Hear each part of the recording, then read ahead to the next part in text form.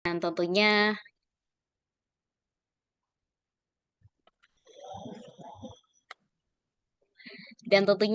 bergabung lagi dalam diskusi yang kali ini nantinya akan membahas bagaimana eh, media sosial itu. Ya, tentunya yang telah hadir pada malam ini narasumber kita ada tiga. Ya, mungkin perkenalan ini untuk narasumber. Yang pertama ada Dr. Abdullah Husairi. Selamat malam. Selamat malam, Ya, apa kabar? Baik ya, alhamdulillah baik. Bapak ya. Wakil Dekan 3 Fakultas Dakwah dan Ilmu Komunikasi UIN Imam Bonjol Padang. Kemudian yang kedua ada Dr. Wiharyani dari BPSDM Kementerian Hukum dan HAM. Apakah sudah hadir di layar kita? Sampun, Mbak. Sampun, Mbak Oke, Umi. halo. Sugeng Dali, Bu. Oke, Sugeng Dalu, masih Mbak. fresh ya. Oke, kemudian yang ketiga adalah Bapak Muhammad Nasir, dosen Fakultas Adab dan Humaniora UIN Imam Bonjol Padang. Jadi narasumber kita ini luar biasa sekali. Jadi para hadirin, Bapak Ibu sekalian dan juga teman-teman nanti bisa dimanfaatkan hal yang disampaikan oleh para narasumber kita. Kemudian bisa disimak dengan baik dan nanti kita akan buka sesi tanya jawab. Kalau biasanya pemaparan materi 10 sampai 15 menit gitu ya Pak Hamdan ya? Iya, oke. Nanti gitu dan maksimal kita akan tutup sampai jam setengah 11 malam kita. Untuk materi yang akan kita bincangkan yakni media sosial, gaduh dan bising. Begitu tajuk,nya di pamflet ya. Nah, karena memang platform media sosial yang saat ini mengalami perkembangan yang sangat pesat dan jadi berbagai macam arena, baik itu arena untuk diskus, baik itu arena untuk curhat dan lain-lain yang nanti akan disampaikan oleh narasumber kita. Media sosial bagi negara Indonesia itu apa ya, menjadi sebuah rumah kedua gitu karena kalau dulu di survei 2015 sekitar 72 juta pengguna internet, ini yang paling besar adalah dari Indonesia yang suara penggunanya sangat berisik gitu dan sampai menggema ke seluruh dunia lewat jejaring sosial. Nah, seperti apa nanti lebih tepatnya, lebih rincinya akan disampaikan oleh para pemateri kita dan para Bapak Ibu teman-teman sekalian bisa disimak dengan baik jika ada suatu hal yang mungkin kurang tepat atau mungkin perlu ditambahi atau mungkin ada pertanyaan yang perlu ditanyakan nanti disampaikan aja begitu, oke? Untuk pemateri yang pertama ini kita gantian dulu gitu ya. Dari yang paling paling kiri karena dari Velvet ada Bapak Abdullah Husairi. Sumonggo silahkan saya persilakan untuk Bapak menyampaikan pemaparan materinya. Terima kasih moderator Pak Hamdan, Umi, juga yang terhormat Ibu Wiharyani dan Bapak-bapak, Ibu-ibu yang ada di grup Zoom ini. Selamat malam semua, salam sejahtera. Semoga kita dalam keadaan sehat walafiat. Kepada saya diminta untuk menyampaikan sedikit pemikiran sebagai pemantik diskusi kita. Ini adalah hasil penulisan melalui perenungan dan pengamatan dunia kita sehari-hari, sosial media. Dan semoga ini menjadi pertimbangan kita ke depan bahwa sosial media sedang tidak baik-baik saja. Saya coba dengan share ya, kira saya ambil judulnya, kelihatan nggak? Atau saya terganggu dengan ini? Oke, saya mencoba membuat sebuah tulisan yang sebenarnya belum jadi juga. Saya minta share, bisa share Kang Hamdan. Ya. Ya, saya ambil judulnya Crowded and Noise in Social Media, dinamika komunikasi kelompok dalam grup WhatsApp. Saya menemukan pertama, grup WhatsApp itu mengalami kemacetan, walaupun sebenarnya adalah kita melihat kelancaran yang sangat luar biasa. Tapi sebenarnya yang terjadi adalah kecepatan pengiriman pesan tidak dibarengi kecepatan dalam menerima pesan. Sehingga yang terjadi adalah ketinggalan pesan, karena kecepatan tadi tidak diiring, tidak berimbang. Ini bisa menyesatkan, karena memang bagi sebagian orang yang tidak aktif akan ketinggalan informasi di ruang percakapan. Kecepatan tersebut ternyata menjadi gemuruh informasi tanpa bisa diredam. Seluruh anggota WhatsApp Group menjadi komunikator karena tidak dibarengi oleh admin yang menyusun apa yang mesti dibicarakan sebagaimana sebuah diskusi, tapi grup WhatsApp itu berjalan riuh, siapapun bisa menjadi komunikator, men-share begitu. Sebagai ruang komunikasi kelompok, sering sekali dia akhirnya gagal meningkatkan kualitas keakraban anggota. Namun sebaliknya justru membelah anggota menjadi beberapa kelompok yang lebih kecil, di mana terjadi saling serang. Jika terjadi pro dan kontra, konflik dan pertikaian percakapan berawal dari perihal sepele bisa meningkat menjadi bahasan politik yang berujung pada keterpecahan karena berbeda pilihan berdasarkan ideologi. Temuan lain, terdapat tingkatan dominasi anggota aktif WhatsApp Group hingga yang tidak aktif sama sekali. Saya mencoba meneliti ini dengan menggunakan perspektif Van Dijks, di mana dengan metode partisipatif, penulis menjadi anggota WhatsApp Group yang saya kira tak kurang dari 75 grup, juga Bapak Ibu juga begitu sebenarnya.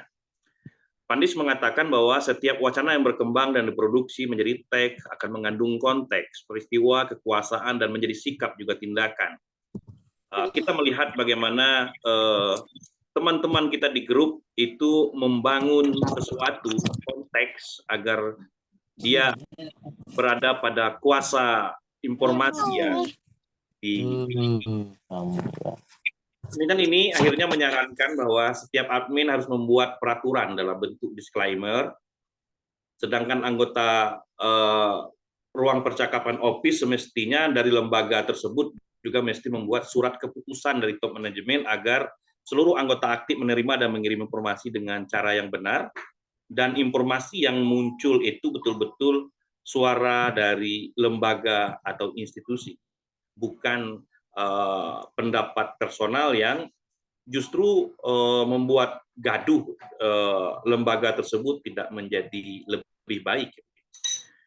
Bapak Ibu yang saya hormati, Al-Quran menyebutkan, ini ayat yang sudah sering sekali kita baca, A'udzubillahi minasyaitonirrajim, Bismillahirrahmanirrahim. Ya ayuhan nas, inna khalaqnakum min zakarin wa unsa wa ja'alnakum syu'uban wa qabailan lita'arafu. Inna akramakum indallahi atqakum innallaha alimun khabir. Ayat ini ingin menceritakan bahwa manusia di dunia ini diciptakan bersuku-suku, berbangsa-bangsa untuk saling kita mengenal. Dan kita di grup ini juga baru saja ketemu dan saling kenal, walaupun sebagiannya pernah bercengkerama di sebuah tempat bernama Ciputat dan Jalan Kertamukti kuliah bersama. Tapi selebihnya kan melalui jejaring kita ketemu, dan di ruang ini kita ketemu, saling kenal mengenal dalam ruang yang lebih kecil, bukan ruang yang lebih besar. Saya akhirnya pernah menjadi penulis buku bersama dalam sebuah grup yang sangat besar. Grup ini ada Gubernur Sumatera Barat, tapi gubernurnya tidak pernah sama sekali ikut tampil walaupun dia ada di grup itu. Dan ada berempat menjadi editor dari buku ini. Dan buku ini judulnya Sok Paten. Sok Paten itu artinya sok hebat gitu. Ini judul kecilnya gagasan dan pemikiran dari grup WhatsApp top 100. Top 100 itu sebenarnya awalnya 100 orang saja, tapi sekarang sudah berkembang masuk tidak lagi 100. Dan kadang-kadang saya katakan ini enggak lagi jadi top ya. Tapi semua orang di dalam itu merasa sok paten ini. Oke. Sekarang saya mau ke data dulu. Data terkini yang ditampilkan secara real time oleh World Population Review mengungkapkan jumlah penduduk dunia telah mencapai 8 miliar. Kemudian Indonesia itu 275,7 juta jiwa dan terus naik terus. Kemudian perusahaan riset di data Revoltal menyebutkan kalau jumlah perangkat seluler yang ada di Indonesia itu 370,1 juta, itu tahun 2002, berarti lebih banyak dari masyarakat Indonesia. Ini menarik. Kemudian sebagai medium smartphone yang seluler yang berapa itu disebutkan mencatat secara global itu meningkat setiap tahun mencapai 4 miliar di tahun 2021. Tentu hari ini sudah berubah lagi karena angka tersebut setara dengan 155.000 pengguna baru setiap detik. Bisnis ini bisnis yang luar biasa dan tumbuh selalu, dan selalu ada produk terbaru. Angka ini menarik kita baca terus. Pengguna aktif di media sosial Indonesia itu tersebut di 2022 191 juta, meningkat terus 12%, terus sampai 34%, terus meningkat hingga tahun ini tentu saja. Dan WhatsApp menjadi media sosial paling banyak digunakan masyarakat Indonesia. Persentasenya tercatat 88,7%, setelah Instagram dan Facebook, TikTok dan Telegram juga. Bapak Ibu semua, bahwa WhatsApp menyediakan sebuah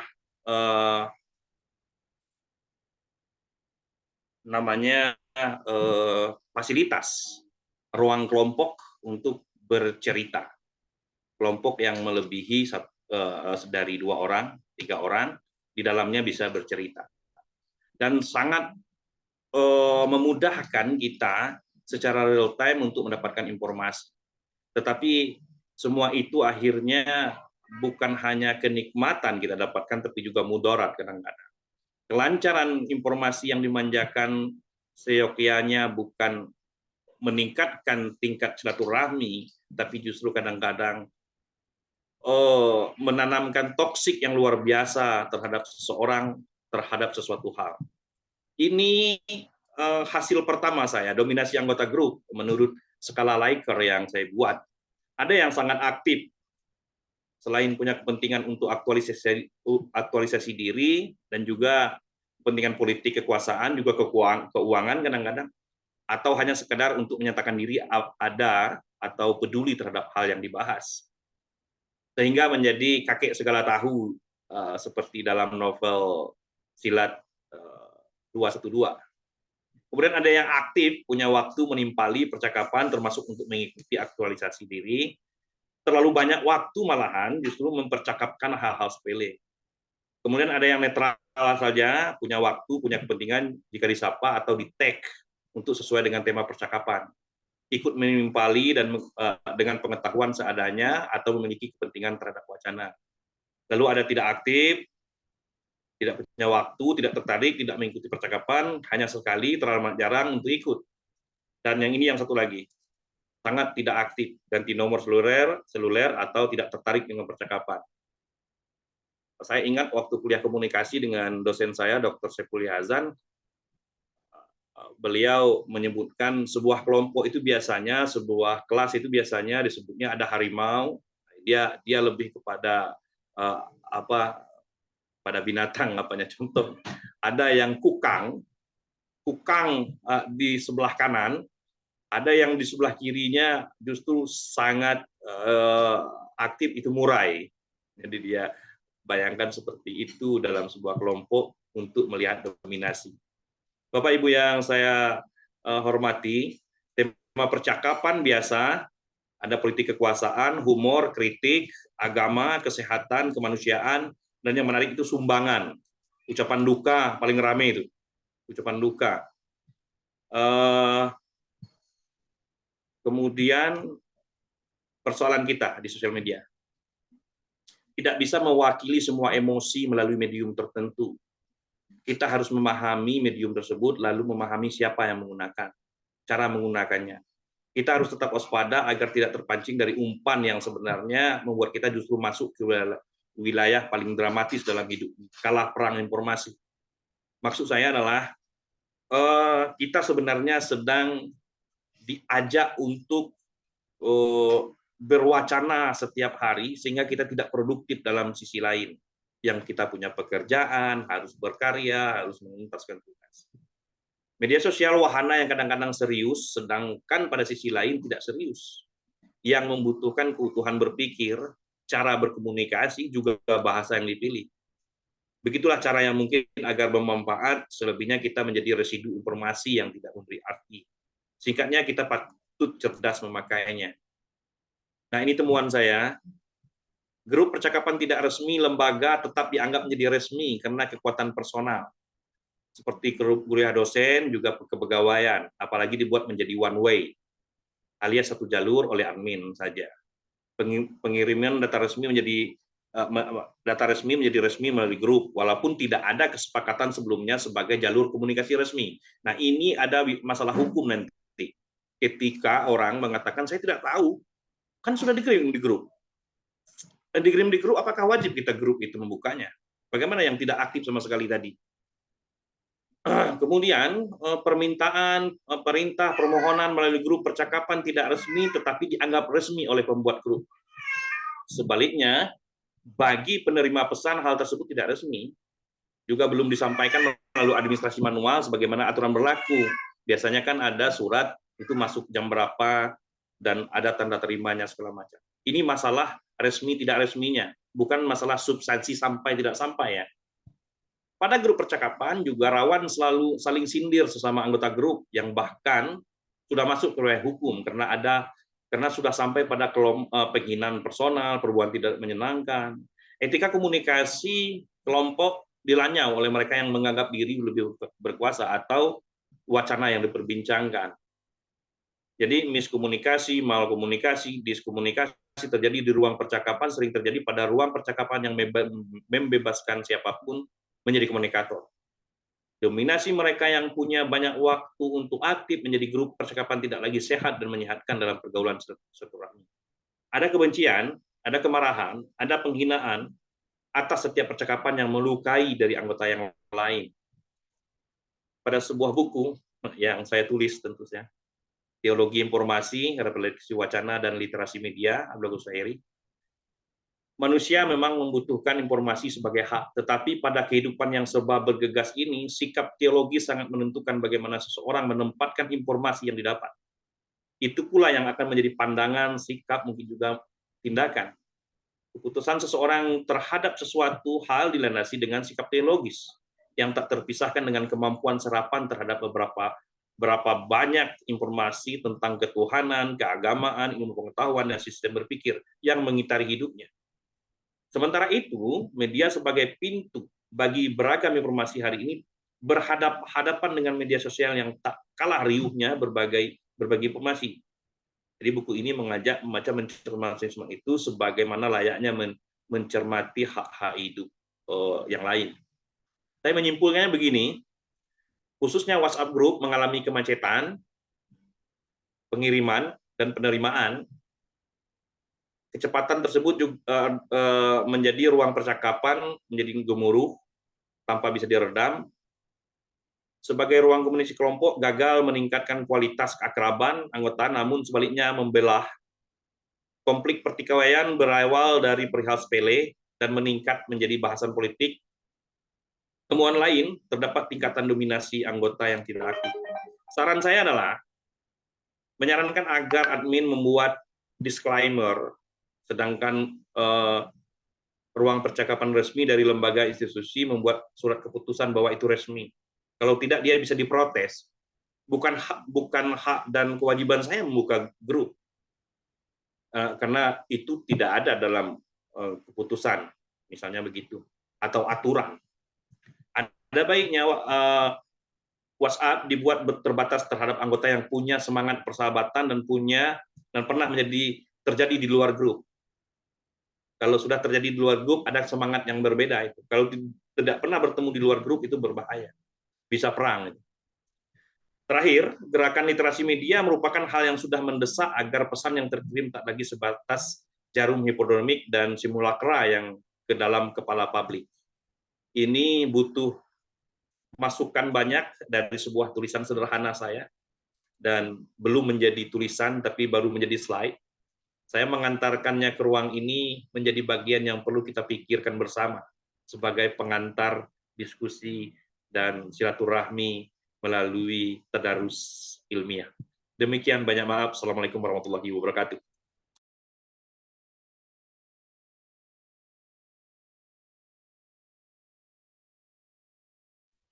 Oke, baik. Waalaikumsalam warahmatullahi wabarakatuh. Aduh, mantul ya suaranya ya. Ini sebentar.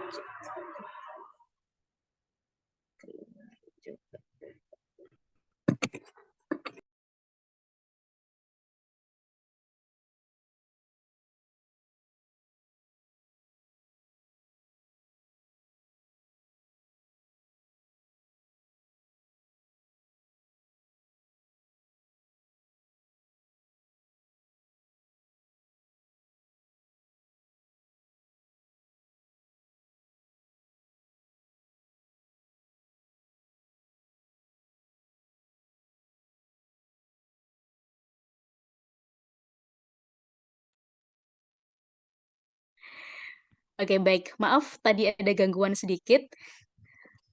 Mungkin besok bisa saya atur lagi, bisa saya setting lagi untuk yang ini ya Pak ya.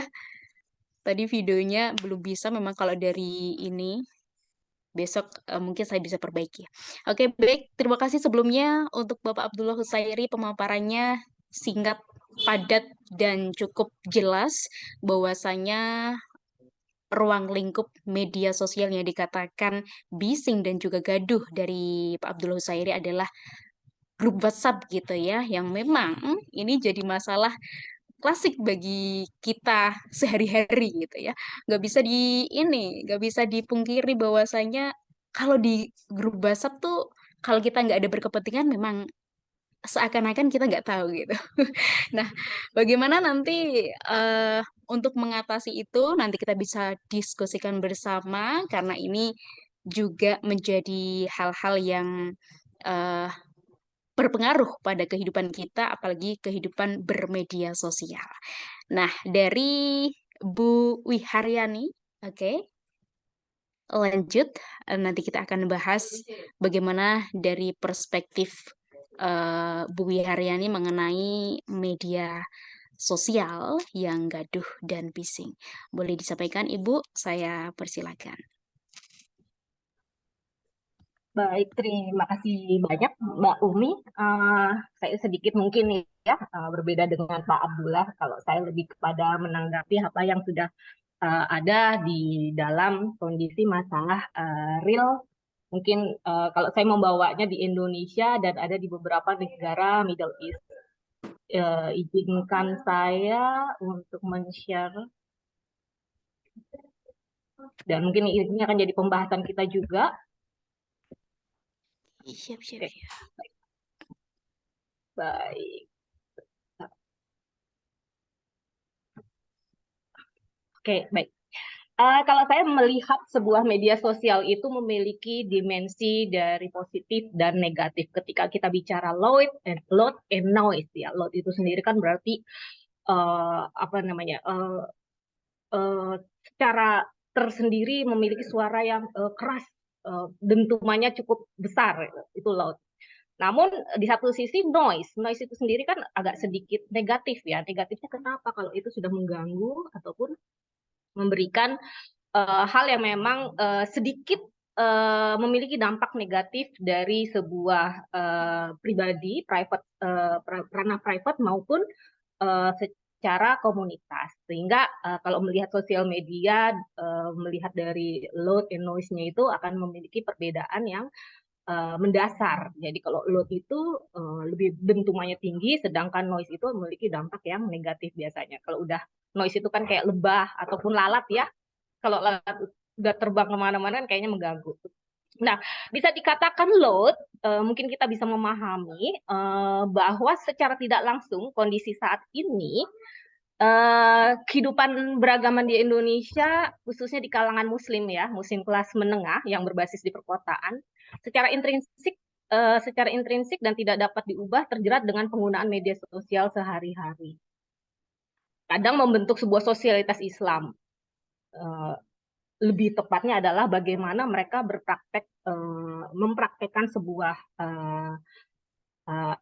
keagamaan itu melalui media sosial. Mereka mencoba untuk menunjukkan media sosial itu dihargai sebagai platform yang memungkinkan bentuk-bentuk kesolehan baru. Mungkin nanti setelah slide ini.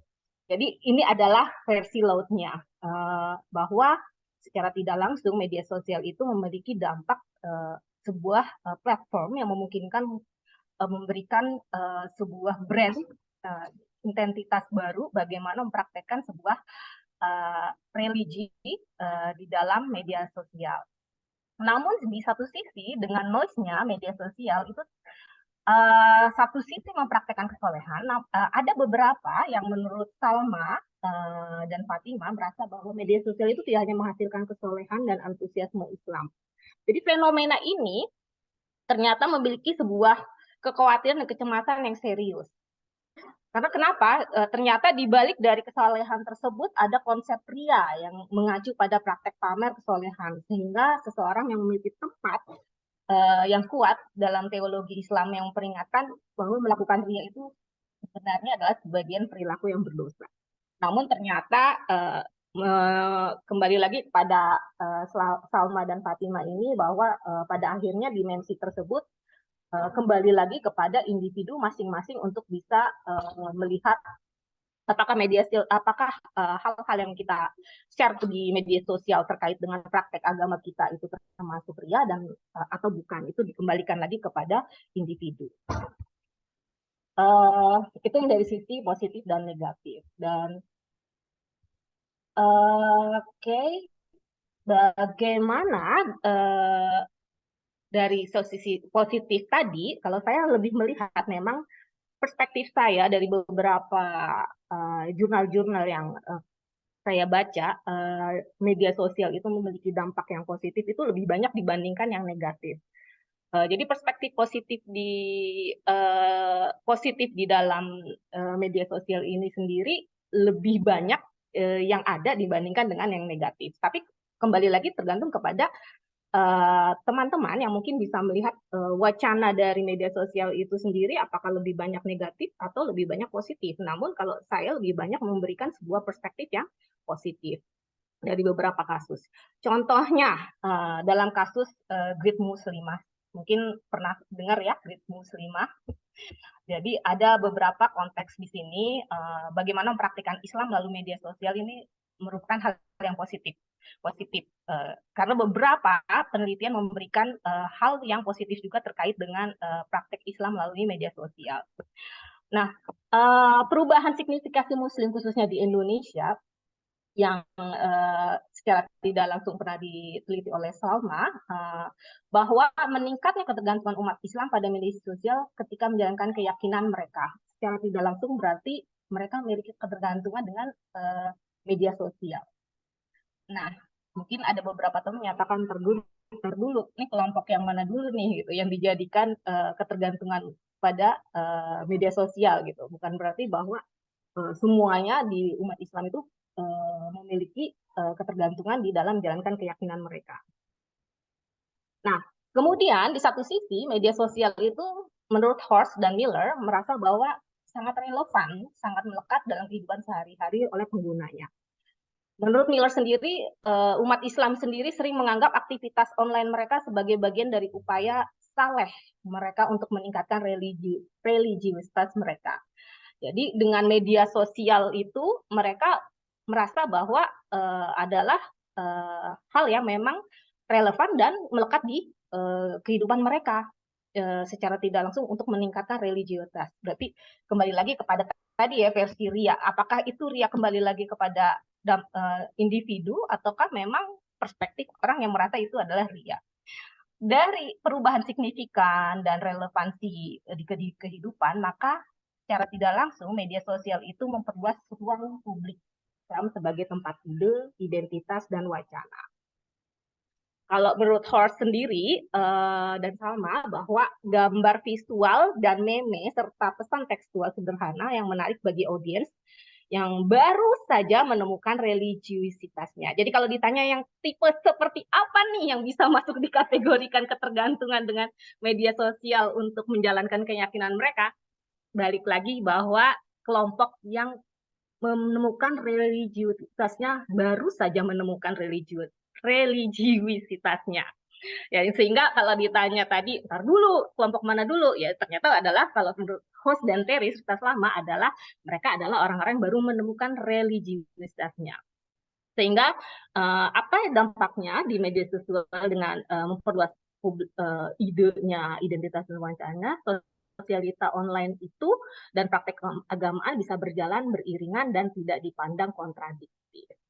Jadi mungkin kalau dulu bisa jadi yang namanya kita share sebuah kegiatan ibadah dikatakan ria ini, tapi tergantung dari perspektif. Ternyata dari beberapa peneliti dari mulai Salma, Miller, dan Hoestere itu kembali lagi kepada mereka memiliki sebuah manfaat media sosial hanya kepada yang baru saja menemukan religiusitasnya, sehingga itu adalah hak mereka juga. Oke, baik. Saya lanjutkan. Jadi kalau ditanya lebih kemana, positif atau negatif, saya lebih memandang ini menjadi lebih ke positif. Nah, sebagai contoh, kalau tadi mungkin prakteknya seperti apa sih yang sukses di Indonesia mempraktekkan Islam melalui media sosial, ya salah satunya adalah Grid Muslimah, di mana Grid Muslimah itu sendiri adalah kelompok yang memberikan pandangan bagaimana sebuah berpusat seorang perempuan muda yang di Indonesia dengan lihai mengungkapkan pengalaman keagamaannya melalui berbagai media. Jadi diawali dengan menelusuri pergeseran dari satu media ke media lainnya. Dari mulai blogging, awalnya di blogging Grid Muslimah ini, kemudian masuk ke dalam Facebook, dan akhirnya masuk ke dalam grup obrolan online. Mereka mencoba untuk menganalisis bagaimana pembentukan komunitas melalui media sosial. Jadi mereka tajam nih bagaimana bentuk sebuah komunitas ini melalui media sosial. Dan pembangunan dari Islam yang saleh terjadi melalui serangkaian intervensi dari online dan offline yang kompleks. Baik di studi kasusnya yang digunakan oleh Salma itu sendiri adalah etnografi. Nah, kelompok yang kedua adalah contohnya yaitu pejuang subuh. Mungkin Bapak Ibu pernah dengar ya, bagaimana kelompok yang secara khusus menekankan sosialitas Islam di dalam sholat subuh di masjid. Kalau Salma mengungkapkan tadi beberapa kasus terkait Grid Muslimah, kalau Lenger sendiri menunjukkan bagaimana grup ini menggunakan berbagai media sosial untuk menyebarkan pesan mereka dan mengidentifikasi melalui WhatsApp sebagai platformnya. Jadi kalau pejuang subuh itu melalui platform untuk melakukan praktek sholat subuh secara berjamaah. Karena anggota mereka panduan khususnya tentang WhatsApp berarti lebih kepada kegiatan mereka melalui WhatsApp. Dan satu lagi mungkin Bapak Ibu pernah dengar yaitu Odoch. Odoch itu sendiri one day, one juice. Nah, itu juga salah satu praktek tentang praktek Islam, mempraktekkan Islam melalui media sosial. Jadi beberapa praktek-praktek ini memang dilakukan dilakukan dalam media sosial dan maupun offline, namun mereka bisa efektif dalam melaksanakan membranding bagaimana sebuah kegiatan di dalam agama Islam menjadi nilai yang positif. Nah, satu lagi mungkin, kalau kita melihat posisi pendakwah gitu, ada beberapa pendakwah yang populer. Ada juga, pendakwah yang memang kredibilitasnya tinggi tapi tidak populer. Nah, populer dan ketidakpopuleran itu ternyata kalau untuk di era digital saat ini adalah tergantung dari, bagaimana dia bisa mengemas dirinya melalui media sosial tersebut.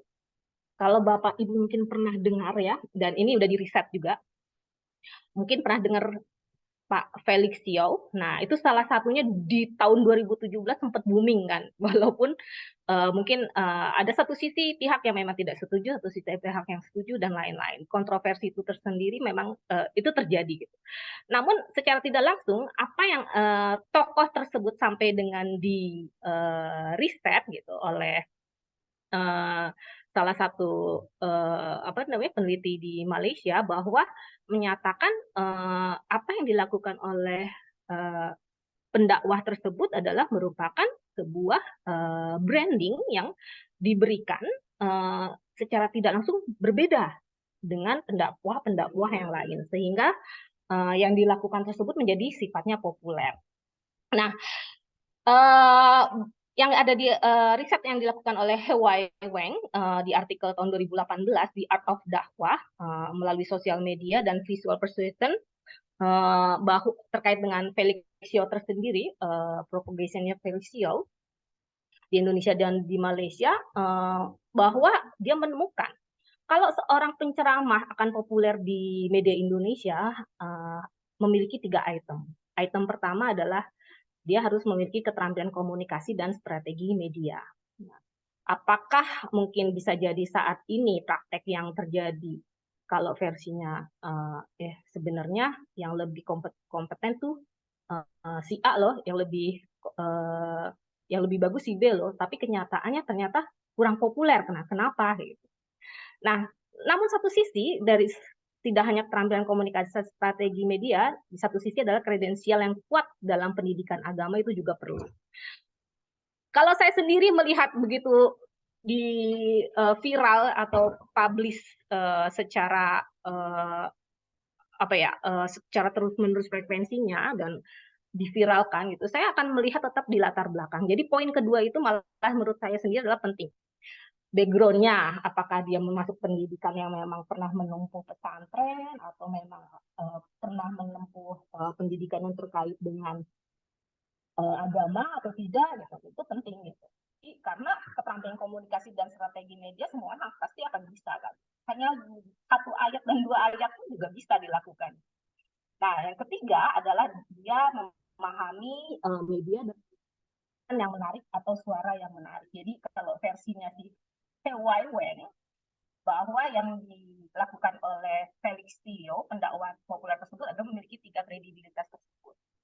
Nah, namun ada satu sisi tadi versinya Pak Abdullah ada sebuah hal yang negatif bahwa akan terjadi sebuah noise atau gangguan, bahkan mungkin timbul sebuah konteks yang sifatnya negatif begitu sebuah pendapat atau opini yang sifatnya pribadi, private, ditarik atau disebarkan ke dalam ranah publik. Nah, karena media sosial itu sendiri adalah yang tidak perlu kita lupakan, dia termasuk ke dalam ranah publik. Jadi kalau kita memberikan opini di dalam media sosial secara tidak langsung itu adalah sudah menjadi milik publik. Nah, ketika milik publik, maka secara tidak langsung, maka publik berhak untuk bisa memberikan komentar yang secara tidak langsung tadi sudah diberikan bahwa media sosial itu sifatnya langsung saat itu juga dan semua orang bisa berinteraksi.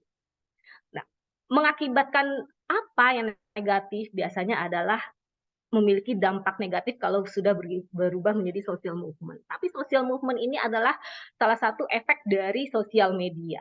Jadi kalau sosial media tanpa social movement, maka sosial media itu tidak akan efektif.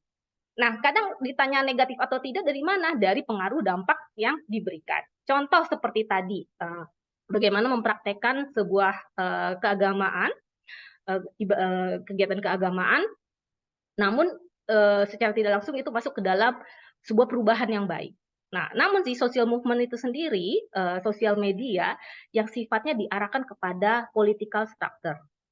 di mana di sini diatur oleh aktor sosial yang mencoba untuk memberikan framing situasinya seperti apa, wacana sosial reality yang dibawa, lalu kemudian dari sosial aktor tersebut membawa ke arah yang sifatnya memberikan opini yang mungkin akan diberikan oleh publik, dan publik merasa memberikan publik menanggapi dengan pendapat yang sama. Jadi social actor dan political structure itu sendiri bisa menjadikan ketergantungan dari framing dari situasi framing tersebut atau wacana di sosial kenyataan.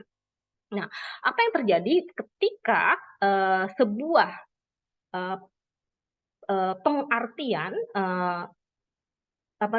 penerjemahan dari sebuah pesan yang dilakukan oleh sosial media, maka akan memberikan sebuah aksi. Nah, aksi tersebut itu dipengaruhi secara tidak langsung oleh siapa? Political structure dan social actor sendiri yang menjadikan sebuah dasar. Sehingga kalau dibilang sosial media dan social movement itu pergerakannya memang cukup luas, ya betul sekali. Luas, cepat, dan memberikan dampak yang cukup bombastis. Itu adalah sosial media. Sehingga banyak beberapa di negara Middle East menggunakan Middle East, North Afrika menggunakan sosial media dan ini sebagai sebuah social movement atau pergerakan sosial. Rata-rata mereka sudah menjadikan sosial media itu menjadi hal yang memang alat untuk mereka melakukan social movement. Namun di satu sisi lagi, kalau di negara UK atau British, mereka untuk para pengusaha Muslim lebih melakukan sosial media itu digunakan untuk berwirausaha. Sebagai contoh, pada saat berwirausaha menggunakan sosial media, mereka akan menemukan sebuah komunitas. Karena komunitasnya contoh, kalau tanpa menggunakan sosial media, mereka akan mendagangkan sebuah baju. Nah, baju tanpa sosial media, baju yang sifatnya baju muslim, tanpa sosial media, itu tidak akan memiliki dampak yang besar. Namun dengan sosial media, mereka akan membentuk sebuah komunitas, bahkan dengan endorsement dan lain-lain. Sehingga para wanita-wanita muslimah yang melihat dari media sosial yang dikaitkan dengan baju tersebut, maka secara tidak langsung dia akan membeli maupun memiliki tingkat pengaruh dari media sosial itu sendiri. Jadi di setiap negara itu memiliki perbedaan. Jadi kalau di UK sosial media khususnya oleh pengusaha Muslim digunakan untuk hal yang positif, yaitu memasarkan bisnisnya. Namun kalau di beberapa negara MENA, Middle East dan North Afrika, rata-rata sosial media digunakan untuk social movement. Itu yang berbeda-beda. Oke, baik. Bagaimana menanggapi dari hal-hal yang negatif tersebut? Sebenarnya kalau di Indonesia itu sendiri, secara tidak langsung memang sudah ada peraturan atau regulasi, ya, negara sudah mengatur itu, dari mulai regulasi terkait UU ITE, bahkan mungkin regulasi terkait dengan KUHP, pidana, dan lain-lain sudah diatur. Namun di satu sisi juga untuk yang komunitas Muslim juga diatur di dalam Fatwa MUI. Bagaimana hukum dan pedoman bermuamalah melalui media sosial, yang pada saat itu mungkin ditetapkan di tahun 2017 di saat heboh-hebohnya terkait dengan ujaran kebencian, hoax, dan hal-hal yang sifatnya negatif dari sosial media. Jadi kalau di Fatwa MUI bahwa bermuamalah di media sosial itu diharamkan untuk melakukan gibah, fitnah, naminah, dan penyebaran permusuhan. Selain itu juga mengharamkan hoax dan menyebarkan materi pornografi. Nah, perkembangan saat ini, kalau dikatakan kita masih butuh hal-hal yang sifatnya kita butuh regulasi, kita butuh hal yang sifatnya pencegahan, kita butuh yang sifatnya adalah hukum, kita dan lain-lain gitu, harus dilaksanakan. Ntar dulu, karena di literasi digital ini ternyata hasil survei indeks literasi digital Kominfo di tahun 2022 terdapat peningkatan. Nah, satu sisi di tahun 2022 terdapat peningkatan. Yang sebelumnya 3,49, yang sehingga sebelumnya ya sekarang di tahun 2022 kemarin mencapai kepada 3,54, di mana literasi digital itu ada 4 aspek. Aspek budaya digital berada di posisi 3,48 dan digital skillnya berada di sekitar 3,52 serta etika digital berada di 3,68. Logikanya kalau etika digital berada di 3,68 berarti masyarakat Indonesia secara tidak langsung memang sudah memahami bagaimana beretika di dalam ruang cyber. Namun di satu sisi yang kurang adalah aspek indeks keamanan atau safety-nya berada di 3,12. Berarti yang perlu ditingkatkan sebenarnya adalah indeks keamanannya itu sendiri gitu. Jangan-jangan bisa jadi saat ini banyak hal yang memang sifatnya terbawa ke dalam kejahatan itu karena dia tidak memahami bagaimana indeks keamanan dari sosial media atau media sosial yang dia gunakan. Jadi mungkin ini yang mungkin kita menjadikan nanti pertanyaan atau diskusi bersama bahwa literasi naik tapi kok satu sisi banyak masalah ya gitu. Ini kenapa itu yang terjadikan tanda tanya dan jadi diskusi untuk kita bersama. Baik, mungkin itu saja Mbak Umi. Terima kasih banyak dari Oke, baik, terima Salam. kasih. Ada Ibu Haryani. Ini dua perspektif yang tentunya berbeda gitu ya. Tadi dari pemateri pertama, kemudian pemateri kedua. Tapi nggak apa-apa, ini menjadi hal yang sangat seru untuk kita bincangkan di malam ini, di jam 10. Mungkin Bapak Ibu sekalian, teman-teman bisa sambil nyemil-nyemil, atau mungkin bisa sambil kopi gitu ya, biar nggak ngantuk, biar tetap fresh untuk menghadapi sahur nanti eh, di sepertiga malam gitu. Nah, tadi kita sudah menyimak bagaimana dua perspektif tentang media sosial yang gaduh dan juga bising. Bahwasanya kalau menurut dari Ibu tadi ada dua hal gitu ya, yakni dampak negatif dan juga dampak positif dari adanya media sosial. Lebih memandang ke positif, Bu, ya? Iya, lebih banyak positif kalau kita, apa namanya, lihat dari 3 kelompok kita. Tapi yang saya punya pertanyaan ini untuk Ibu, ya, bahwasanya meskipun kalau dari dulu saya kan komunikasi penyiaran Islam gitu ya, yang sering menjadi, apa ya, problem bahwasanya bagaimana sih kita itu membendung adanya ancaman dakwah yang konteksnya ini tidak sesuai dengan nilai-nilai keislaman yang damai. Oke, sebentar. Jangan dijawab dulu ya, Bi, ya. Itu ditampung dulu pertanyaan dari saya. Nanti dari teman-teman yang hadir di Zoom meeting malam ini bisa apa ya, disampaikan nanti yang perlu disampaikan kita diskusikan lebih luas. Banyak gak hanya sekedar media sosial dari grup WhatsApp dan juga dari perspektifnya Ibu Uwi Haryani, nanti bisa dari perspektif Bapak Ibu sekalian, mungkin kan ada nih yang baru lagi yang dirasakan setiap harinya, karena setiap harinya kita menggunakan media sosial kita. Oke, baik, kita buka mulai di jam ini. Berapa menanya biasanya Pak Hamdan? Atau ini terserah saya? Oke, Dibebaskan silakan. moderator ya. Pak Di Hamdan, sini sudah ada 22 dikurangi 4 berarti 18 partisipan ya yang hadir di malam kali ini.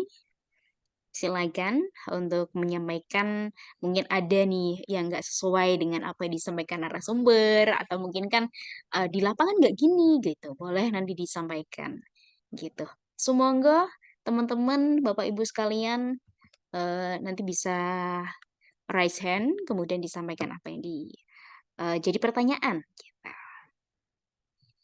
Atau mungkin Pak Hamdan ada sekelumit hal yang mungkin ini kan temanya media sosial gaduh dan bising gitu. Yang dimaksud dari perspektifnya Pak Hamdan itu seperti apa gitu. Boleh? Sedikit sebelum nanti ke pertanyaan. Mungkin sambil nunggu teman-teman yang lain. Ya, tadi moderator kan sudah bertanya. Oke. Iya, Pak. Tapi saya nunggu teman-teman yang lain ini mungkin ada disimpan dulu.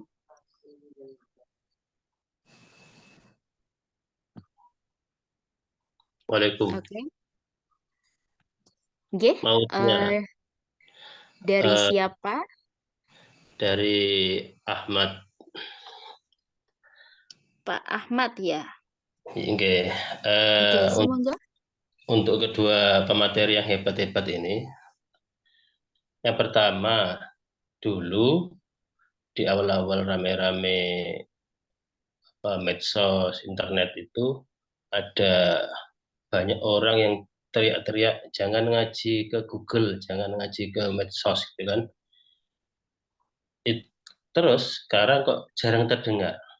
Lah, yang pengamatan sejenak saya, ketika ada ungkapan jangan ngaji ke medsos itu karena saat itu wacana keagamaan di medsos dikuasai oleh kelompok-kelompok salafi dan lain sebagainya. Lah, setelah kelompok-kelompok Islam mainstream di Indonesia ini sudah mulai masuk merengsek ke dalam wacana medsos dengan munculnya banyak ustadz-ustadz populer yang semula yang beraliran bukan gerakan Islam baru, mulailah teriakan-teriakan jangan ngaji ke medsos itu sudah jarang terdengar.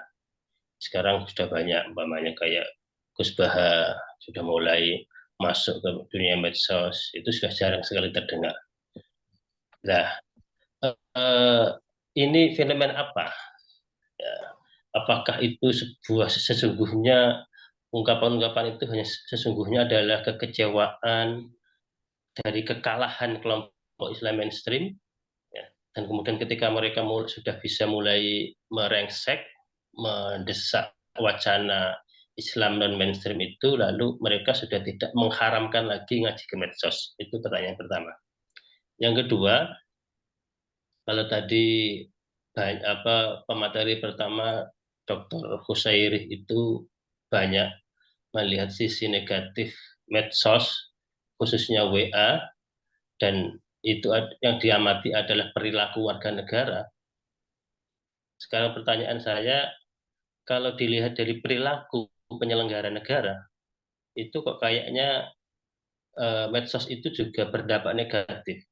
Karena seperti kita ketahui, aparat pejabat kita itu membina beberapa buzzer untuk meredam kritik-kritik yang diarahkan ke pemerintah. Sehingga yang terjadi adalah warga negara yang sesungguhnya punya hak untuk mengkritik negara, untuk mengkritik penyelenggaraan negara, kemudian tiba-tiba sama penyelenggara negara dihadapkan dengan warga negara lain.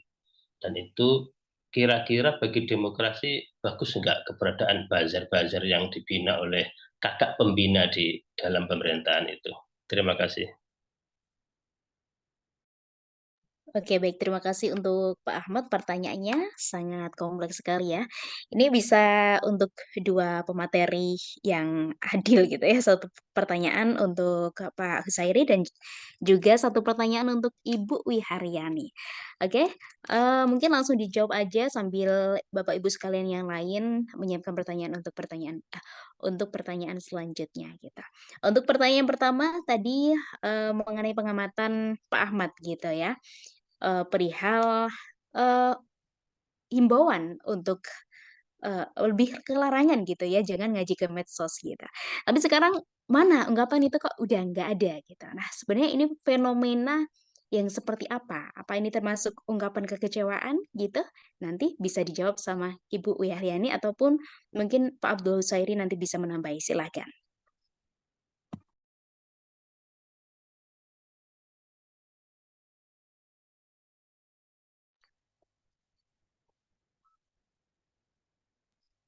Baik, mungkin dari saya dulu ya. Terima kasih banyak Mas Fatah untuk pertanyaannya. Saya juga agak bingung nih. Soalnya kalau saya menjawab itu selalu dengan data. Begitu ditanya berkurang itu, saya bingung Iya. berkurangnya dari data yang mana kayak gitu kan. Dan kenapa kayak gitu. Nah, kalau saya melihat untuk pertanyaan Mas Fatah itu sendiri, bisa jadi sekarang berkurang bukan berarti karena memang eh, tidak ada seruan itu kembali gitu. Namun satu sisi bisa jadi karena memang tadi data dari literasi digital di tahun 2022 yang mungkin di tahun 2020 dari 2020 itu sudah dilaksanakan literasi digital selama 3 tahun 2020, 21 dan 22 dan ternyata ada kenaikan setiap tahunnya. Itu mempengaruhi juga Mas Fata gitu. Jadi masyarakat sudah memahami bagaimana berbudaya, bagaimana untuk bisa beretika, melihat apakah orang yang melakukan dakwah tersebut merupakan yang kredibel, perlukah diikuti atau tidak. Sebenarnya pergerakan fenomena itu kan karena dulu bisa jadi yang fenomenal tersebut di-share, di-forward sehingga menjadi kehebohan. Nah, begitu dia opini dari saat ini sebenarnya masih ada gitu. Cuma mungkin dari publik itu sendiri, saya bilang mungkin ya karena datanya saya belum mendapatkan gitu. Tadi saya merasa bahwa dihubungkannya dengan literasi, jadi ada sih berseliweran masih ada gitu tapi tidak di-forward. Gitu.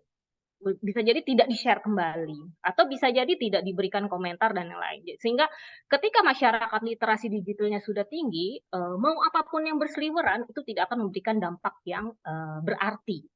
Khususnya dampak berarti itu adalah bisa jadi negatif. Gitu. Jadi anggap saja itu merupakan hal yang biasa. Jadi bahasanya kita sudah memahami, oh si Anu gitu, ngapain kita share? Kalau dulu kan mungkin bisa jadi literasi digitalnya masih kurang, bagaimana etikanya, bagaimana mencari tahu, atau bagaimana tidak untuk men-sharing. Jadi disaring dulu sebelum men-sharing. Nah, sehingga kalau pengurangan dari sharing antara si pengguna medsos tersebut, sehingga mengurangi dari, refleks dari sebuah sosial media itu berarti secara tidak langsung berkurang. Mungkin itu jawaban yang bisa saya jawab Mas Fata karena saya tidak mendapatkan data yang akurat terkait dengan pengurangan tadi dan yang kedua kalau saya lebih menjawab kepada tadi dihubungkan dengan literasi. Jadi bahasanya gini loh, kalau ada orang ngibul gitu kan.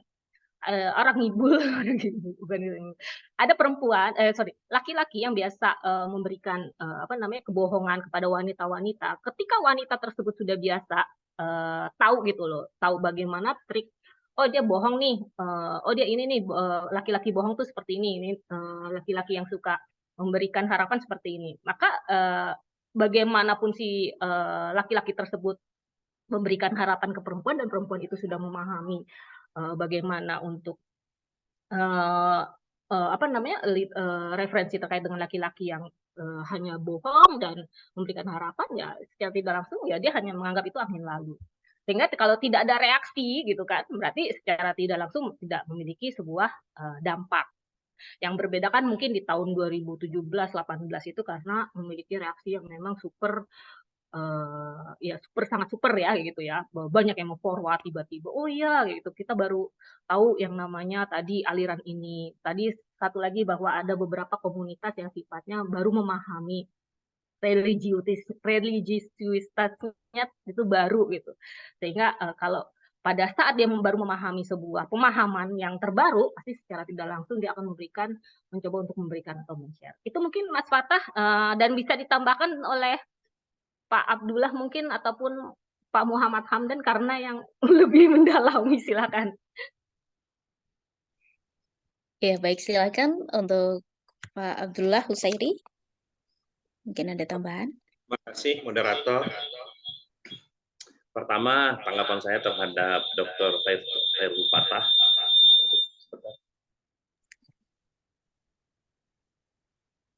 Pertama, dulu memang banyak sekali ya, jangan ngaji ke Google. Mazhab Google-liak namanya. Komentar saya adalah, pasca pandemi, kesadaran terhadap online itu sudah tinggi, peningkatan yang sangat signifikan.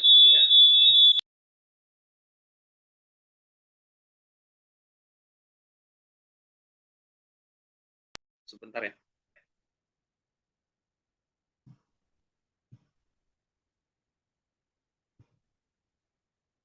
Oke.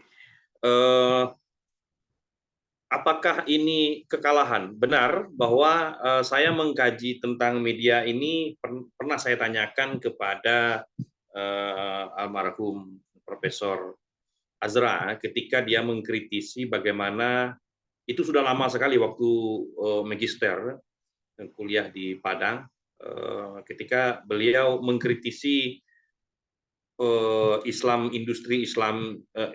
industri dakwah ketika ESQ itu booming, bayar mahal, itu dakwah di hotel, supisme modern gitu. Saya katakan bahwa ketika sesuatu itu diindustrialisasi, maka mau tak mau dia memasuki medium dan dipromo. Pada konteks itu yang terjadi adalah nilai-nilai spiritualitas itu menjadi sedikit tergerus karena kita melihatnya pada sisi begitu banyak uang yang terjadi di situ.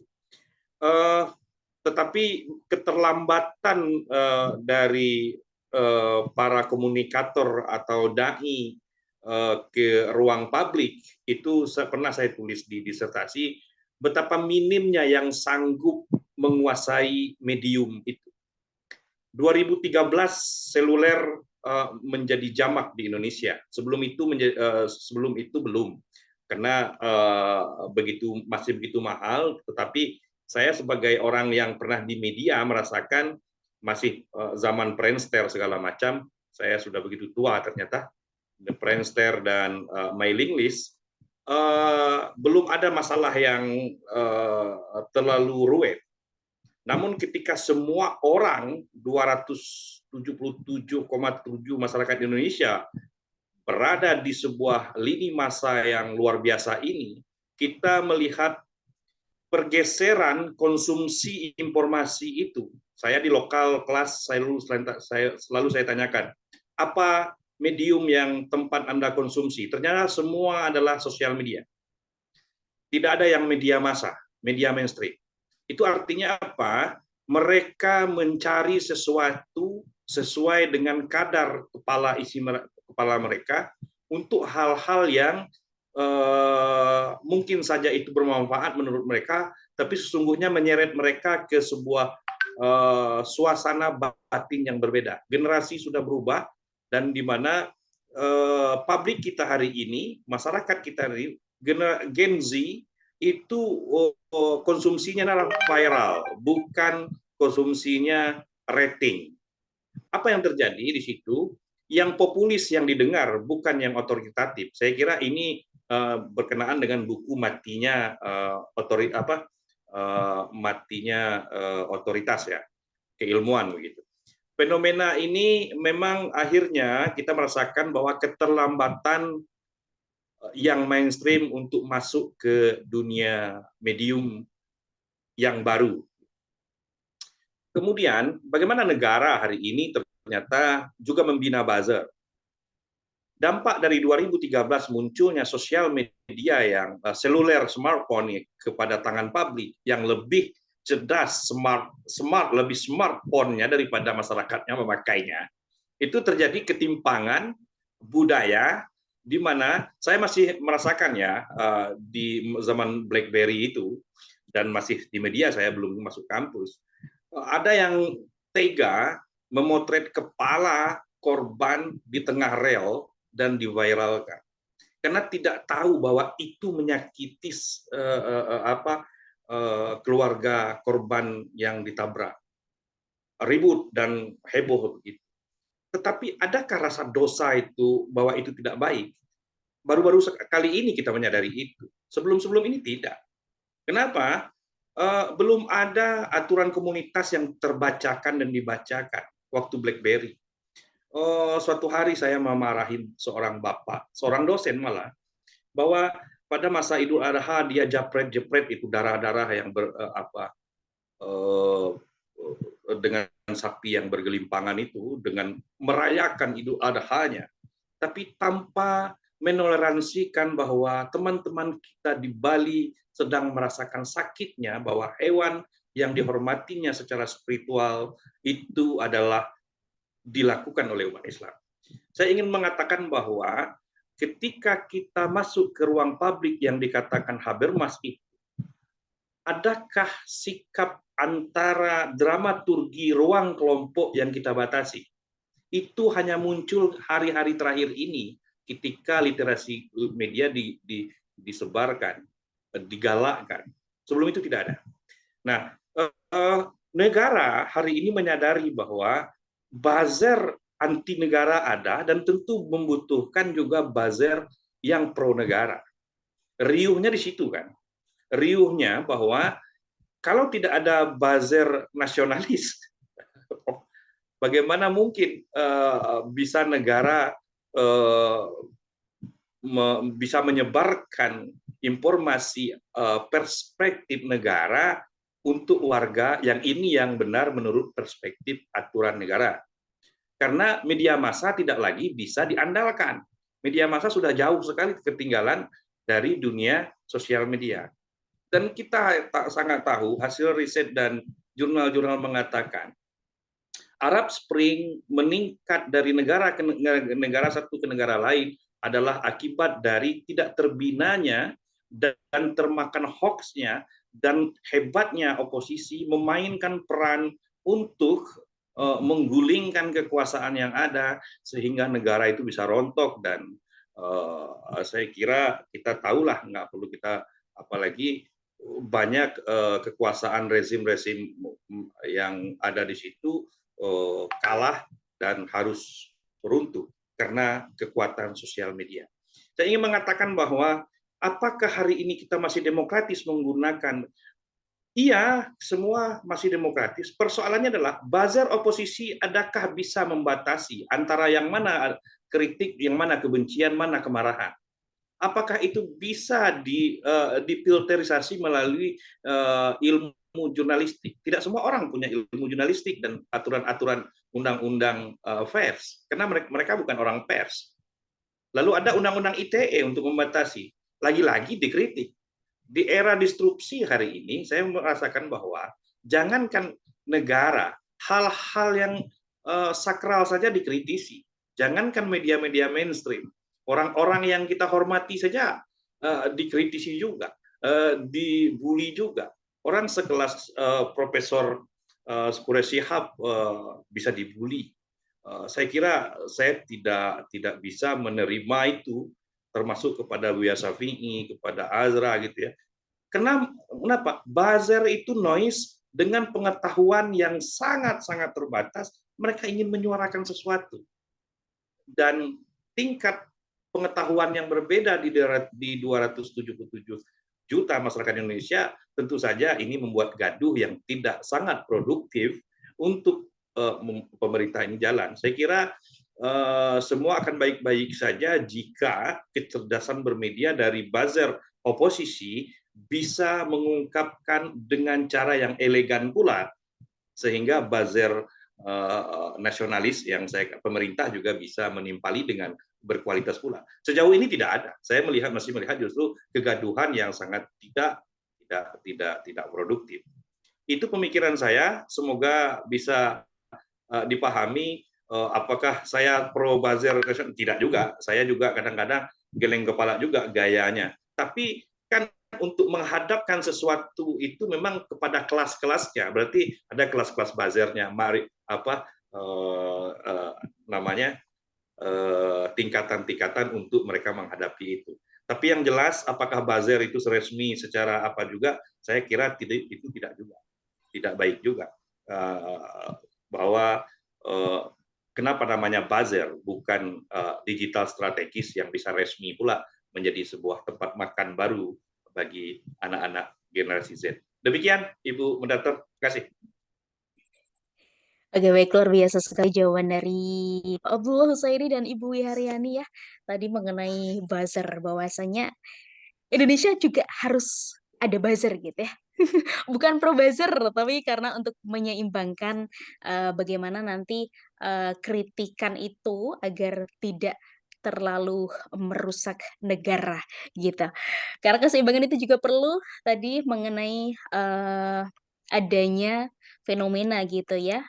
Karena menurut Pak Abdul Husairi ini merupakan keterlambatan mainstream untuk masuk medium yang baru gitu. Untuk Pak Ahmad bagaimana? Apakah sudah menjawab pertanyaan? Oke. Boleh saya Sepertinya tanggapi? Eh, Saya sebenar kira saja ya, tapi nanti nggak ada timbal baliknya. Baik. saya kira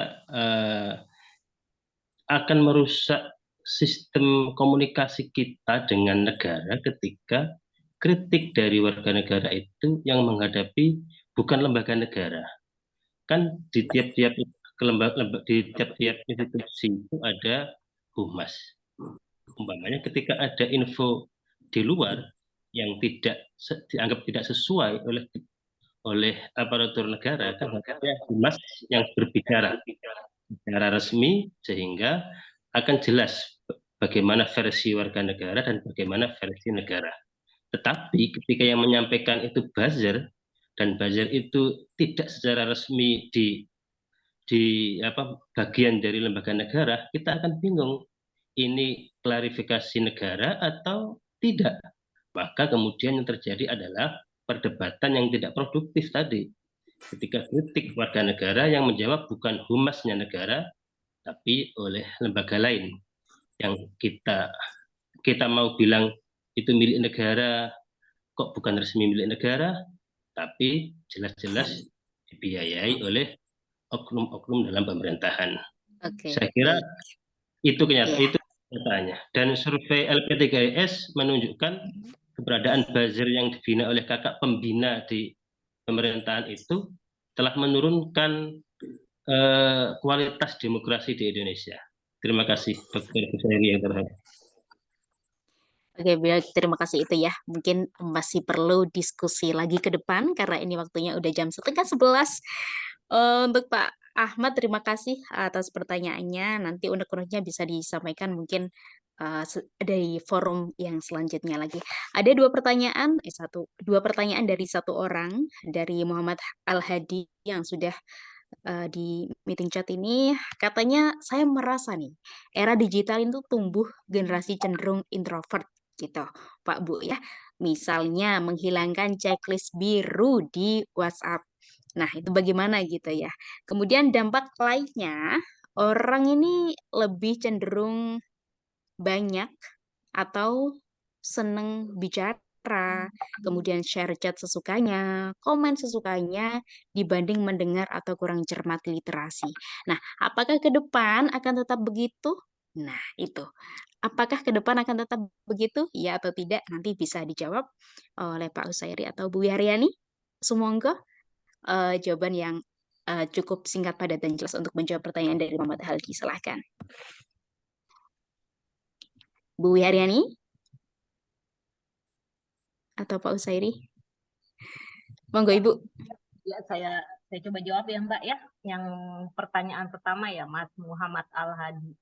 Centang biru cenderung introvert, menghilangkan checklist biru di WA. Introvert ya.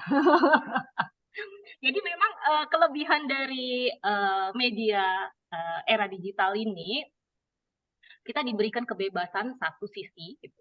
Satu sisi lagi kita memiliki sebuah hal yang memang kalau kita cerdas adalah diberikan sebuah privatisasi. Karena kebebasan, privatisasi, dirahasiakan dan lain-lain, bahkan kita bisa anonimus. Anonimus itu sendiri yang pada akhirnya menjadikan kita bisa seenaknya sendiri merasa diri kita akan kelihatan muka kita nih yang ngomong kayak gitu. Bisa jadi siapa tahu kan termasuk yang di Zoom ini kan bisa dengan rename lain gitu, tapi tidak, saya nggak ngerti Mbak Umi Zakia itu apa beneran Mbak Umi Zakia karena nggak kelihatan mukanya kan gitu. Nah, kan bisa itu kan mungkin terjadi gitu lah. Itulah hebatnya di media digital era digital ini gitu, bahwa kita diberikan kebebasan, kita diberikan privatisasi. Nah, satu sisi kebebasan dan privatisasi tersebut membuat kita menjadi anonimus dan kita merasa diri kita bebas melakukan apapun. Nah, kalau dibilang centang biru, checklist biru di WA itu dihilangkan, itu masuk dalam privatisasi yang sifatnya tadi anonimus. Jadi bahasanya tuh gini ya, bebas, sudah bebas, kita diberikan kebebasan, kita diberikan hal yang memang melakukan kebebasan itu tapi ditutupi gitu. Nah, oleh karena itu yang terpenting adalah sifat dari media sosial ataupun media era digital ini adalah bagaimana keamanan itu diatur. Karena saking bebasnya, karena saking tadi diprivatisasinya kita bisa anonimus dan lain-lain, bahkan tidak centang biru, malah kita bisa jadi bisa suka-suka merename gitu. Namun ada satu sisi juga saya menemukan saya hebat sebuah webinar, dia tidak akan meng-approve selama tidak akan meng-approve selama pada saat kita mendaftarkan ada email itu yang masuk. Nah, itu yang namanya tadi security atau keamanan, bahwa kedepannya itu sebenarnya bisa kita coba untuk kita coba untuk bukan atur ya, tapi saya lebih merasa bahwa itu menertibkan gitu. Mengatur sih tidak, tapi menertibkan gitu. Gimana caranya? Contohnya ya kayak di Zoom ini. Mungkin Bapak Ibu pernah dengar bahwa ada sebuah webinar, mungkin sering dengar dan dihack, dicoba dihack, dan masalahnya begitu dihack itu adalah kita semua di rename, dibuat rename-nya berbeda. Rename berbeda dengan rename yang sifatnya adalah negatif.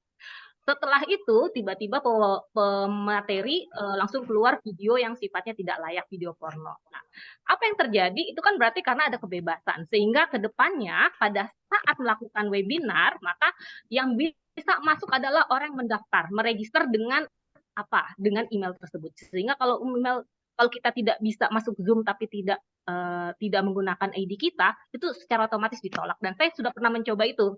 Oh, berarti itu adalah kelebihannya kita menertibkan itu. Jadi tidak bisa sembarangan. Bahkan kita sudah tidak bisa memberikan nama umpamakan Mbak Umi Zakia gitu kan. Mbak Umi Zakia itu umpamakan dikasih nama berbeda gitu. Tapi kalau di dalam proses keamanan tadi, yang namanya Umi Zakia dengan email ini ya tetap Umi Zakia. Jadi tidak bisa melakukan hal-hal yang memang berbeda di dalam komunitas tersebut. Kalau ditanya ke depannya apakah tetap begitu, orang keamanan sendiri itu akan ada. Sehingga tadi yang centang biru yang dibilang cenderung introvert, memang media sosial itu ataupun media digital itu sendiri diciptakan khusus untuk generasi milenial.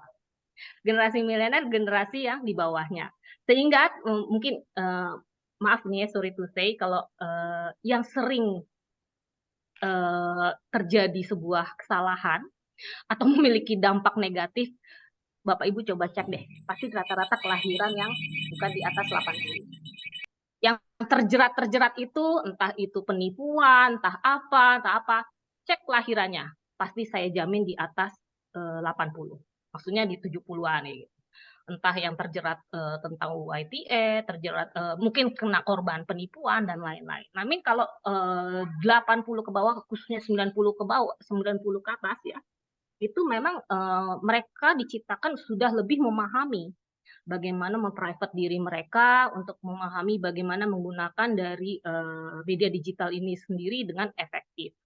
Jadi kalau ditanya centang biru itu introvert, saya rasa tidak sih. Itu adalah karena dia memahami dirinya bahwa ini privasi saya, orang tidak perlu mengetahui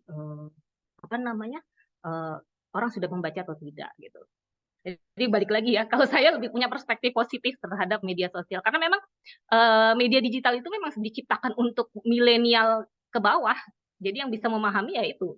Justru yang menjadikan korban adalah ya mohon maaf, bisa dicek deh nanti yang terkena dampak negatif dari media sosial, media digital itu siapa gitu. Berarti kelahiran biasanya di atas 80-an ke atas itu 80 ke bawah ya. Bahasanya 80 ke bawah ke 80 ke atas ya. Ya generasi di bawah di atas milenial lah gitu yang akan terkena dampak. Bahkan mungkin bisa jadi gini, kalau mengumpamakan di Zoom video tidak di rapat, pada saat rapat video tidak dibuka, itu adalah hal yang tidak etis gitu. Itu ada aturannya gitu. Cuma kan kalau versinya teman-teman milenial ke bawah kan merasa bahwa itu hak saya dong, saya mau memperlihatkan video atau tidak gitu. Tergantung, makanya diatur ke dalam sebuah pengaturan keamanan tadi kayak rapat gitu. Secara tidak langsung berarti kalau rapat tidak dimasukkan account-nya yang sesuai dengan registrasi tersebut, maka tidak bisa masuk. Kalau dia tidak bisa membuka video, maka dia tidak bisa mengikuti. Jadi sudah ada beberapa aturan. Intinya itu. Selain itu, orang ke depan cenderung senang bicara, share-nya sesukanya, komen sesukanya dibanding mendengar atau kurang cermat literasi. Justru karena ke depan itu kita sudah abundance ya, abundance itu melimpahnya informasi. Udah zamannya abundance, melimpah informasi. Jadi mendapatkan informasi itu sangat gampang, sangat mudah. Malah kembali lagi yang pertanyaan yang kedua ini, kalau saya jawab Mas Muhammad Al-Hadi, siapa yang menyatakan bahwa dia cenderung banyak senang bicara sendiri dan lain-lain? Ya pasti gitu, senang bicara sendiri. Tapi satu sisi dia bisa bicara sendiri karena mereka lebih kepada critical thinking-nya yang mereka gunakan melakukan itu untuk bisa mengapresiasikan di dalam dunia digital. Sehingga mereka merasa tidak butuh orang lain gitu. Karena yang dia butuhkan adalah apresiasi itu terhadap di dunia digital. Kalau tidak percaya, sekarang mencari orang, begitu kita masuk diketik di dalam Google dan lain-lain, tingkat popularitas orang tersebut pada saat kita mengetik namanya, dia akan muncul nama tersebut. Nah, mau dari segi bisnis dan lain-lain. Justru kita akan curiga kalau PT ini gitu kan, kita cari di Google, tapi ternyata tidak muncul. Kita akan curiga kan, curiganya apa? Wah, berarti dia tidak terregister ya, di hari gini nggak ada di internet, nggak ada webnya gitu. Nah, itu bisa jadi kita memiliki perspektif seperti itu. Namun, ada satu sisi, kembali lagi, saya ini ada satu pertanyaan kepada Bapak Ibu semuanya. Jadi kalau saya bilang bahwa dunia digital ini, media digital ini memiliki dua mata pisau. Satu sisi adalah mata pisau yang berguna, bermanfaat. Satu sisi adalah mata pisau yang bisa membunuh kita semua. Nah, pertanyaan saya cuma satu. Produk apa gitu kan? Bukan produk ya. Ada sebuah barang gitu, yang dia pencipta dari barang tersebut, yang memproduksi barang tersebut, dia tidak boleh gunakan untuk keturunannya. Keturunannya tidak boleh menggunakan. Tapi dia kaya. Gara-gara produk tersebut. Apa coba kira-kira? Ada dua produk. Di dunia ini ada dua produk yang penciptanya itu sendiri kaya akan produk itu, namun dia keturunannya dia tidak boleh menggunakan produk tersebut. Rokok. Rokok. Kayaknya kalau rokok, anaknya juga ini Pak, ikutan ngerokok biasanya.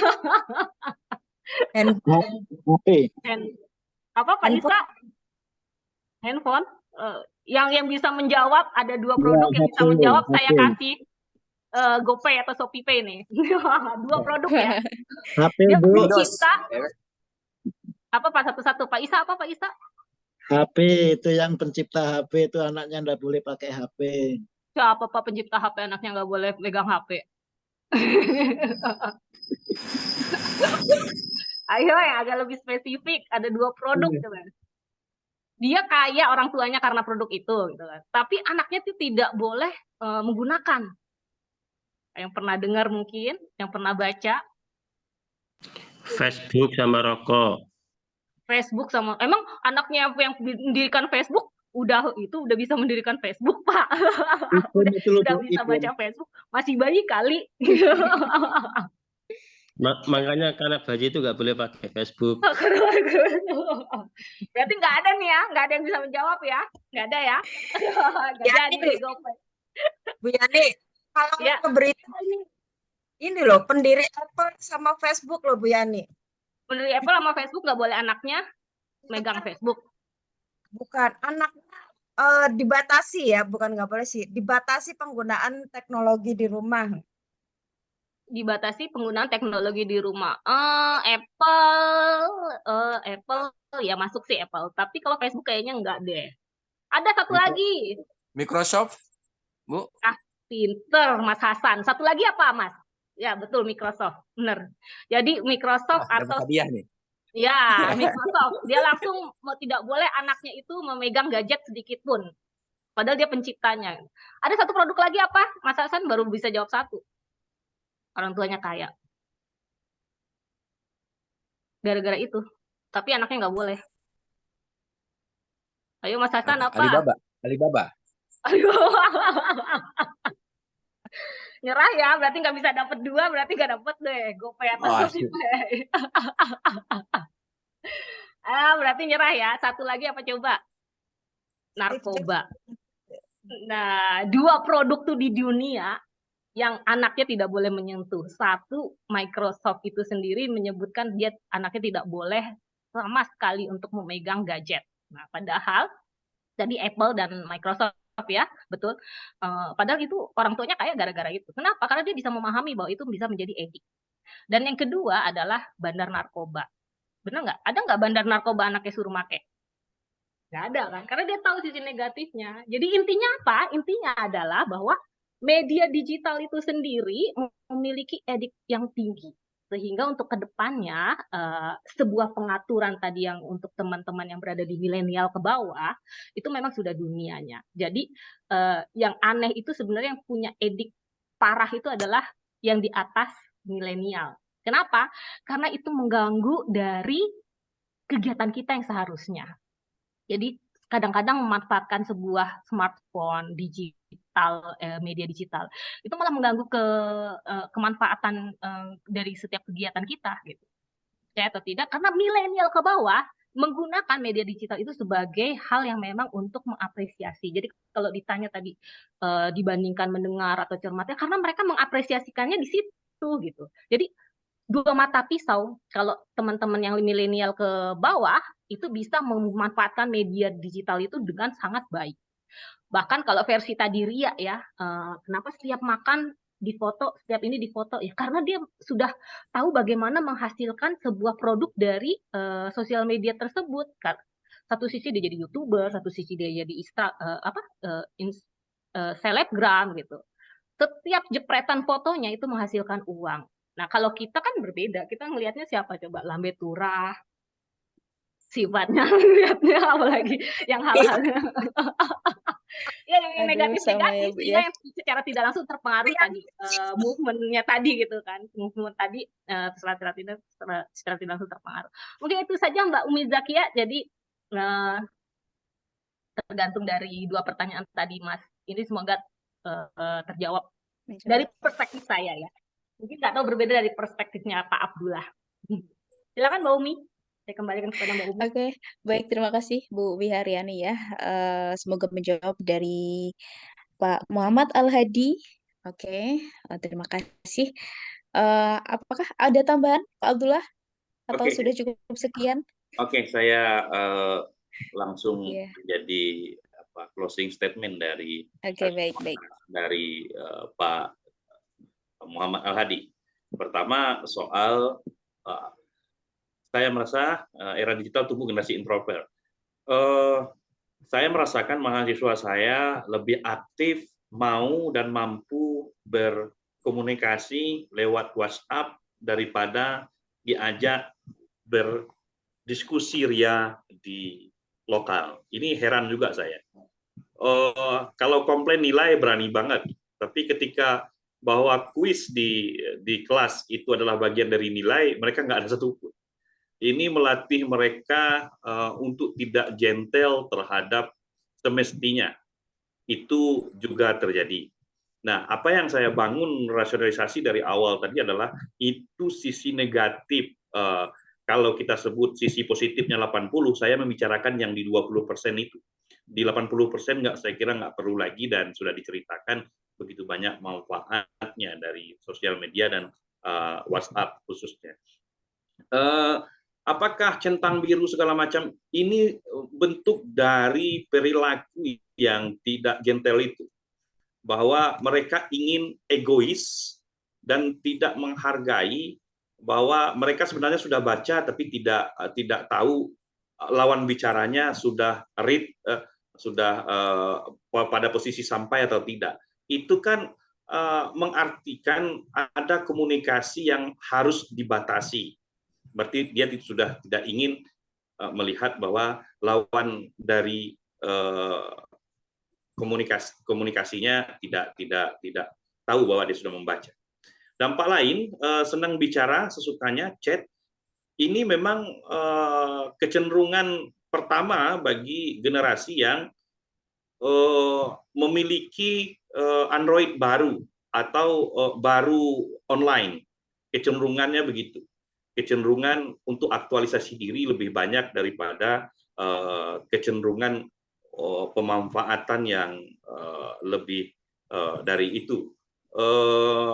Agak buruk memang, tapi itu akan seiring waktu akan reda sendiri sebagai pendulum dari apa namanya culture shock bahwa online sudah bisa di tangannya begitu, dan dunia sudah selebar layar Android-nya gitu.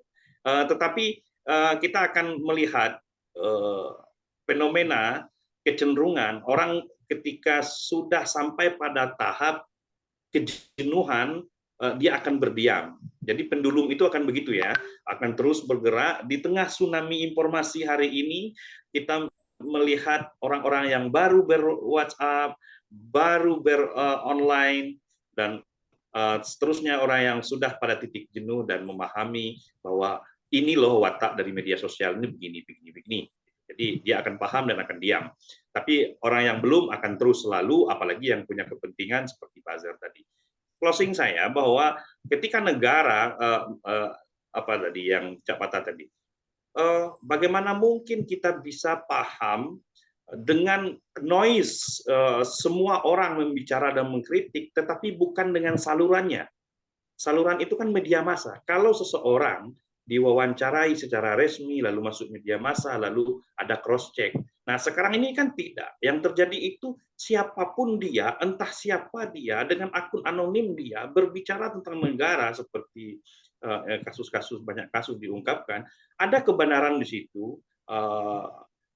Kan bisa saja mangkola apa hadisnya, jangan lihat apa siapanya, tapi lihat apa katanya, ya begitu. Namun apakah kita bisa cenderung seperti itu terus? Saya kira tidak juga. Bagaimana cara mengatakan, apa medium ia mengatakan, lalu apa solusi yang diberikan, saya kira itu harus elegan gitu. Kalau hanya menebar kebencian, membuat keruh suasana, justru menyebar hoax, dan apalagi menebar foto King Raja Arab itu naik lion, saya kira hal-hal yang bagaimana itu kita bisa terima secara akal sehat. Sesungguhnya komunikasi yang baik dari hati akan sampai ke hati. Tapi kalau dengan niat yang buruk, tentu saja dia akan tertahan dengan kebenaran yang yang ada akan menjawabnya. Saya kembali memakai sebuah kata dari Bill Kopeck. Ketika kebohongan telah menyebar ke seluruh dunia, kebenaran baru saja memakai celana. Dan saya kira kita memang akhirnya diajak untuk berpikir lebih dalam. Literasi media umat kita masih mengalami masalah. Kalau kita membiarkan seperti buzzer seperti itu juga, apakah tidak ada tindakan yang membuat pencerahan di tengah zaman sekarang ini, kita akan melihat kita makin relevan dengan zaman atau tidak. Generasi Z punya dunia sendiri, di mana dia menjadi Facebooker, YouTuber, influencer, ada keuntungan balik secara ekonomis. Kita generasi di mana apakah dapat mengambil balik atau justru hanya sebagai penikmat. Pertanyaan itu kembali kepada kita masing-masing. Sosial media kita jadikan sebagai sarana silaturahmi atau membuat kekacauan. Kembali kepada diri kita masing-masing dan para buzzer juga. Demikian saya kira, fatabiru ya ulil absar la'allakum turhamun. Oke, baik. Terima kasih. Luar biasa closing statement dari Pak Abdul Husairi. Semoga menjawab tadi dari Pak Ahmad juga ya, sudah disampaikan. Terima kasih Pak Abdul Husairi. Bu Wiharyani, apakah ada closing statement? Mungkin satu kalimat aja yang singkat. Kalau closing statement dari saya, media sosial memiliki sebuah dampak negatif dan positif. Kembali lagi kepada kita yang menggunakan, apakah kita bisa mengarahkan itu menjadi senjata ataukah mengarahkan itu menjadi hal yang sifatnya kebaikan. Jadi intinya adalah balik lagi kepada si pengguna media sosial. Oleh karena itu, seperti kata Pak Abdullah, jangan lupa untuk selalu meningkatkan pengetahuan kita tentang literasi digital kita, ditingkatkan kembali. Sehingga kita tidak akan memiliki dampak negatif dari media digital tersebut. Itu saja mungkin Mbak Umi. Oke, baik. Terima kasih Bu Wiharyani dan juga Pak Abdul Husairi yang sudah men-share bagaimana tentang media sosial secara luas. Dan terima kasih untuk Bapak Ibu sekalian dan teman-teman yang sudah hadir dalam tadarus ilmiah Ramadan yang cukup lumayan molor ini ya sampai jam 11. Dua kalimat dari Pak Abdul Hussairi dan juga Bu Haryani bahwa media sosial punya dua perspektif yakni negatif dan juga positif. Bagaimana kita menggunakannya atau memanfaatkannya. Kemudian dari Pak Abdul Hussairi, komunikasi yang baik itu dari hati gitu ya dan nanti juga akan sampai ke hati. Oke, baik dari saya moderator terima kasih untuk para Bapak Ibu sekalian dan mungkin kalau ada yang kurang berkenan dari perkataan, kemudian mungkin dari waktu juga, kemudian dari muka saya yang belum saya ini ya. Mungkin besok kita bisa bertemu lagi di lain kesempatan. Oke, baik. Ada Pak Hamdan, ada tambahan terakhir mungkin? Pak suaranya Pak belum ini belum. Baik, terima kasih atas moderator yang telah melaksanakan tugas pada malam hari ini ya. Ini jadi kayak serasa mendengarkan penyiar radio daripada pembawa acara televisi. Iya Pak, ke bawah Pak, ke bawah. Aduh. Ya, jadi nanti teman-teman dari Paradigma bisa ini ya sambil memperbaiki teknis masing-masing.